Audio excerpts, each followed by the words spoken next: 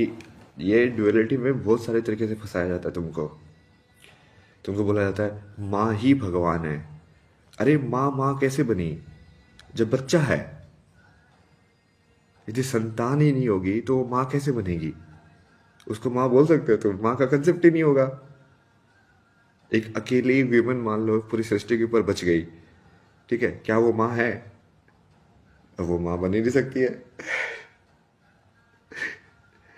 तो फीमेल है ना, माँ नहीं बनी है। माँ कब बनती है? जब बच्चा होता है। तो वो बच्चा भी तो माँ को पूरा कर रहा है उल्टा। तो यदि माँ भगवान है तो उस माँ को भगवान बनाने वाला बच्चा क्या है?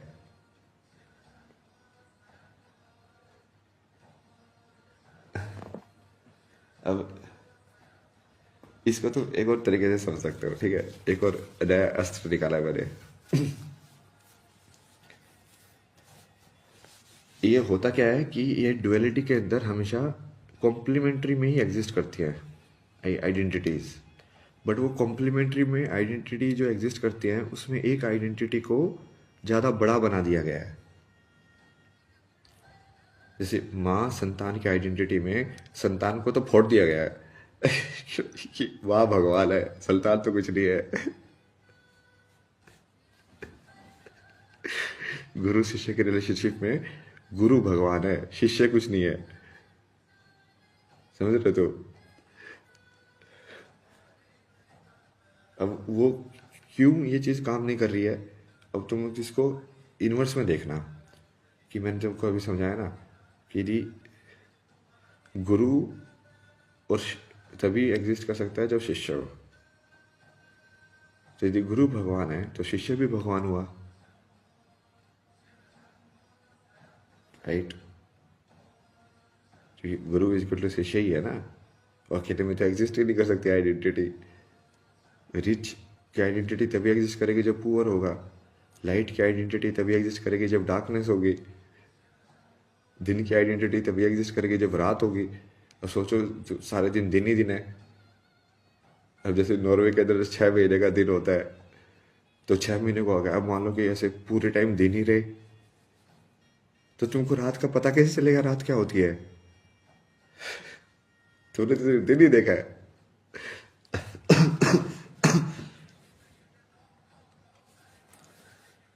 तो वो इसको दिन भी नहीं बोलेगा ना, फिर तो वही है, मतलब वही चीज है बस। तो ये ट्रांजिशन हो ही नहीं रहा है।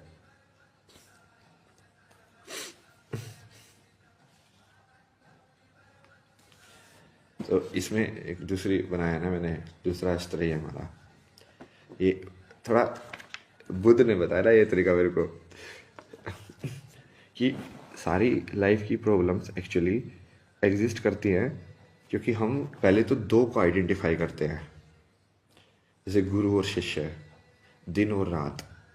और उसके बाद उस दो में से हम एक को प्रेफरेंस देते हैं, एक को बड़ा बना देते हैं, जबकि एक्चुअली में वो दोनों साथ में एग्जिस्ट कर रहे हैं। जैसे मेल और फीमेल, उसमें से हम एक को बड़ा बना देते हैं, जैसे मेल को बड़ा बना दिया हमने। तो उससे क्या होगा कि जैसे उनके बीच की जो उन आइडेंटिटीज की, अब इसको ऐसे मानो आई और यू, जो दो आइडेंटिटीज हैं, ये आई और यू कुछ भी हो सकता है। ये आई और यू रिच और पुअर भी हो सकता है, क्योंकि दो आइडेंटिटी तभी बनेगी ना। ये गुरु और शिष्य भी हो सकता है, दिन और रात भी हो सकता है, ये अ, खाने वाला और खिलाने वाला, लेने वाला और देने वाला, किसी भी कॉम्प्लीमेंट्री उसमें एग्जिस्ट कर सकता है ये पेयर में। अब उस दो पेयर के बीच में तुम इंटरेक्शन को ऑब्जर्व करना।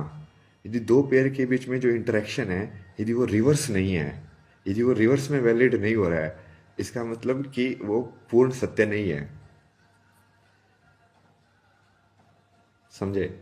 इस लाइक कि हम बोलते हैं एनिमल्स के बारे में, हमने पहले तो आइडेंटिफाई किया ह्यूमन एंड एनिमल्स, दो आइडेंटिफाई कर दिया हमने कि लिविंग के अंदर दो set of living beings exist करते हैं, ह्यूमंस एंड एनिमल्स।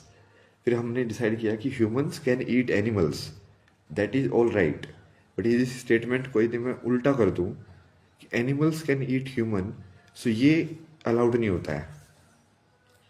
तो इसका इनवर्स इनवर्स क्यों नहीं अलाउड है, मतलब फिर, जो कि एक आइडेंटिटी को सुपीरियर कंसिडर किया गया है, एक आइडेंटिटी को इम्बैलेंस बनाया गया है।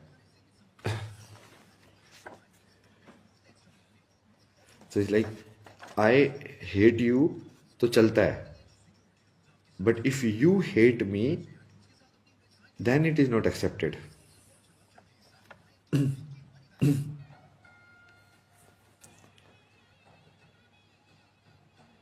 आई लव यू चलेगा, सबको चाहिए कि मैं तुम्हें प्यार करूं, but you love me you don't want, you don't want to give love, you only want to take love. So ये जो गिव और टेक का जो ड्यूअल रिलेशनशिप है उसका बैलेंस ही नहीं है। तो ये इसका मैंने ये बनाया था ये कि the entire life problems and suffering arises from imbalance of what you do to others versus what you want others to do to you. कि तुम सामने वाले को तो चाहते हो कि वो पूरा सरेंडर कर दे, ठीक है, बट तुम पूरा सरेंडर नहीं करोगे।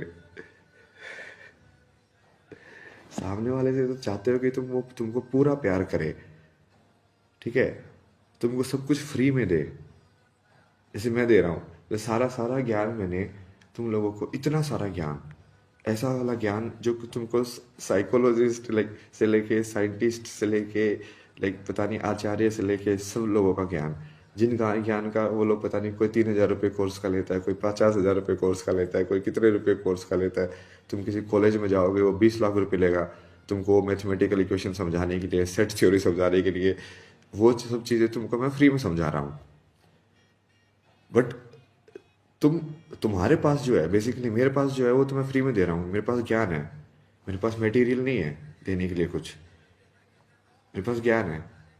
अब ज्ञान की भी बहुत कीमत है संसार में। टेक्नोलॉजी की कीमत देखो, भारत इंजन बनाने की टेक्नोलॉजी के लिए मिलियंस डॉलर दे देता है।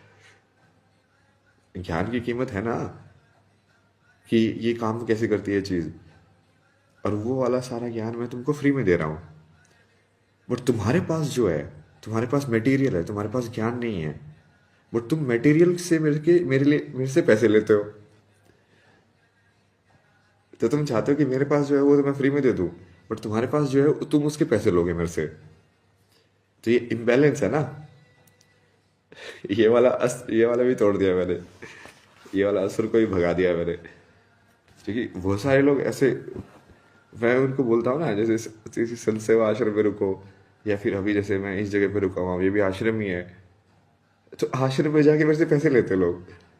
फिर लेकिन यार तुम भाई क्या क्या इंसान हो यार, मतलब